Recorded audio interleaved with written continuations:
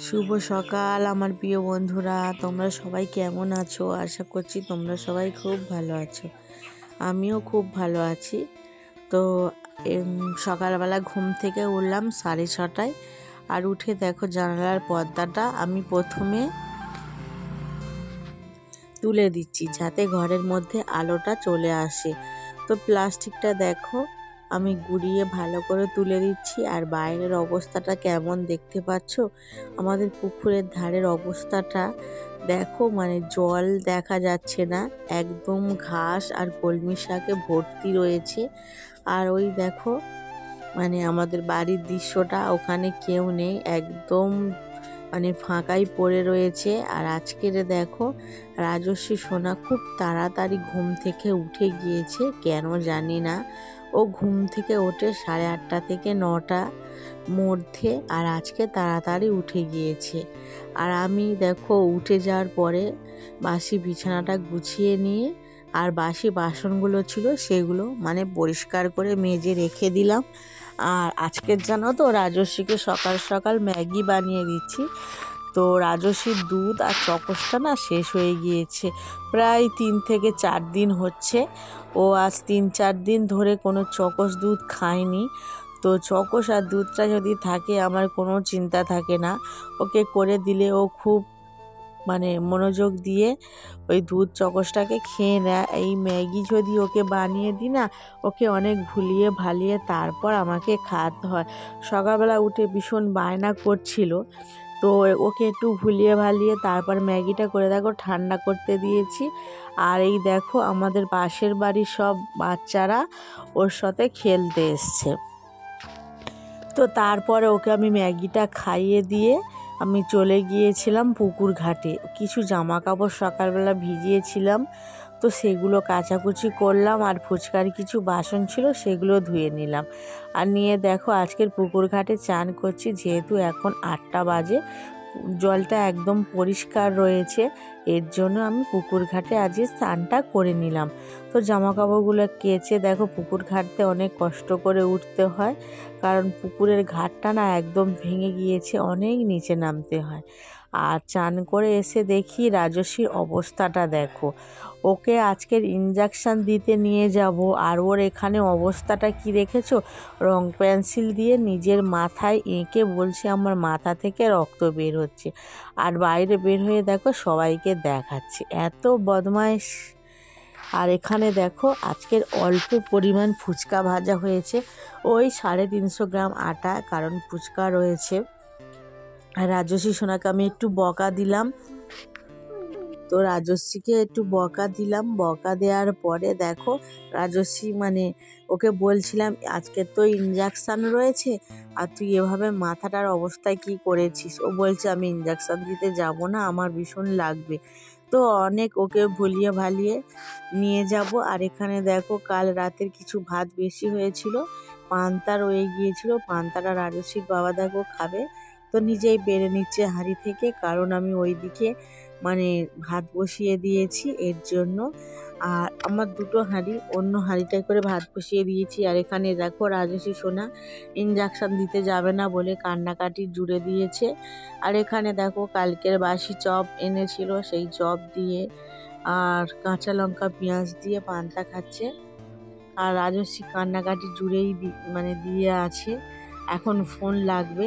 আর এদিকে দেখো আমি কিছু সবজি কাটছি, সবজি বলতে উচ্ছে কাটছি। এখন বাজে 10টা।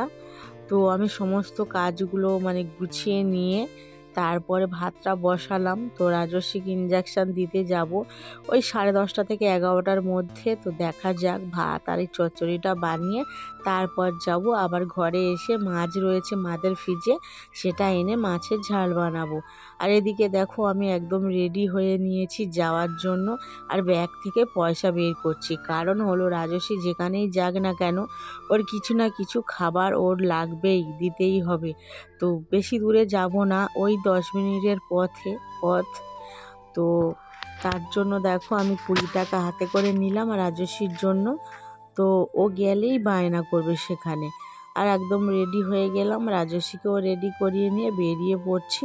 আর বাইরে প্রচণ্ড রোদ, আজকে জানি না কেন মানে যেতে ইচ্ছা করছে না, কিন্তু নিয়ে তো যেতেই হবে। আজকে ওর 5 বছরের ইঞ্জেকশন দিতে হবে।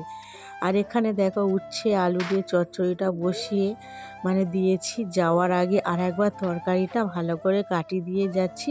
এখন বাজে 11টা বাজতে 5 মিনিট বাকি, যেতে যেতে 11টা 10 হয়ে যাবে। তো চলো বেরিয়ে পড়া যাক। আমি আজকের ফোনটা নিয়ে যাব না, যেহেতু এখানে রেখে যাব, আর ওখানে গেলে কোনো ভিডিও তুলতেই পারবো না। ওখানে যে আমাদের হেলথের দিদি ভীষণ মানে কড়া। আর দেখো তারপর বাড়ি এসে কিছুক্ষণ রেস্ট নিয়েছিলাম। রাজস্বীর হাতে প্রচণ্ড ব্যথা হয়েছে, তো পাশের বাড়ি একটা দিদির কাছ থেকে একটু জেল নিয়ে ওর হাতে লাগিয়ে দিয়েছিলাম। আমার জেলটা যেহেতু শেষ হয়ে গিয়েছে আর কিনতে পারিনি, তো এখন একটা জেলের দাম 200 টাকার ওপরে, তো একটু অসুবিধা বলে কিনতে পারিনি। তো তারপরে দেখো রাজস্বী ঘুমাচ্ছিল কিছুক্ষণ, ওর জ্বর এসছে, ওকে একটু ওষুধ দিয়ে দিয়েছিলাম। তো দেখো শুয়ে রয়েছে। আর এখানে দেখো এক্ষুনি এই তরমুজটা কিনলাম, তো তরমুজটার ওজন হয়েছে 400 গ্রামের মতো। না, আমার বলতে ভুল হলো, 1 কিলো বেশি হয়েছে, 1 কিলো 400 গ্রাম ওই টাকা তরমুজের মানে ওজন হয়েছিল। কিন্তু তরমুজটা ভীষণই ভালো, তো নিয়ে নিলাম। তরমুজটার দাম হয়েছে 42 টাকা। তো নিয়ে দেখলাম তরমুজটা না খুব ভালো। আর রাজস্বী কান্না জুড়ে দিয়েছে, ওকে মানে ডিজাইন ধরনের তরমুজটা কেটে দিয়ে দিতে হবে। তো আমি কোনো দিন মানে কিভাবে ডিজাইন করে আমি সেটাই জানি না, আর ওকে কিভাবে কেটে দেবো। অনেকে করে গোটা তরমুজের মধ্যে ডিজাইন বানায়, তো আমি ওকে একটু চেষ্টা করে বরফির আকারে কয়েকটা কেটে দিয়েছি, আর কয়েকটা টুকরো টুকরো করে বানিয়ে দিচ্ছি। আবার বলছে টুথপিক দিয়ে মানে কাঠিটা একটা ললিপপের মতন বানিয়ে দিতে। তো বাইরে থেকে খেজুর কাটা এনে দিয়েছিলাম, ও সেগুলো মানে খেয়েছিল, আবার কিছুটা খায়নি। তারপরে দেখো অনেকটা সময় মানে পেরিয়ে গিয়েছে, এখন বাজে ওই 8:30 মতো।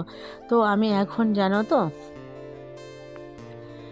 ওই রুটি বানাবো, তার জন্য আটা মাখছি। আর এদিকে দেখো একটু ডেজকি করে ডালের সাথে আলু, কাঁচা লঙ্কা, টমেটো, পেঁয়াজ দিয়ে একসাথে মাখিয়ে বসিয়ে দিয়েছি। এই ডালটা খেতে কিন্তু ভীষণ ভালো হয়, খুব ভালো হয়। তো বসিয়ে দিয়েছি। দুপুরবেলা তরকারি রয়েছে অল্প অল্প, তো সেটা তো আমার শ্বশুরমশাইয়ের হবে না, রাজস্বীর বাবার একার হবে। তো এর জন্য দেখো আমি ডালটা বসিয়ে দিয়েছি। তো আটা মাখতে গিয়েছিলাম, দেখলাম আটা একদম অল্প পরিমাণ রয়েছে। এর জন্য দেখো পাশের দোকান থেকে ভাবলাম 10 টাকার আটা কিনবো, কিন্তু পয়সাটা যেই হাতে নিলাম নিয়ে ভাবলাম না কিনবো না, 10 টাকাটা থাক, যেহেতু রাজস্বীর অন্য কোনো দিন খাবার হয়ে যাবে। এর জন্য দোকানে ছিল ময়দা, তো অল্প পরিমাণ ময়দার সাথে আটা মেখে দেখো রুটিগুলো বানিয়ে নিয়েছি, কত সুন্দর সাদা সাদা। আর প্রত্যেকটা রুটি ফুলেছে জানো তো। আমি রুটি যখন মানে রুটিটা সেঁকছিলাম তখন তোমাদের দেখাতে পারিনি, কারণ এক হাতে ফোন ধরে এক হাতে রুটি বানানো যাবে না। আর মা এসেছিল জানো তো, মা কয়েকটা আম কুড়িয়ে এনেছিল, দিয়ে গিয়েছে। এই এঁচোড়টাও দিয়েছে, আর একটু মাছের তরকারি দিয়েছে রাজস্বী সোনাকে খাওয়ানোর জন্য। আমি ডালের মধ্যে 2টো ডিম সেদ্ধ দিয়ে দিয়েছিলাম, কারণ ডিমটা ধুয়েই দিয়েছিলাম, আলাদা করে মানে ধুইনি, কারণ গ্যাসটা একটু বাঁচানো যায়। তো দেখো আমি খেতে বসে গিয়েছি। রাজস্বী কিন্তু কিছুই খায়নি, ভাত খাওয়াচ্ছিলাম। মা লস্যি এনেছিল, খেয়েছি, আর ডিম সিদ্ধ খেয়েছে। আর এখানে দেখো আমি কয়েকটা তরমুজ নিয়েছি, রাজস্বীর বাবাকে দিয়েছি।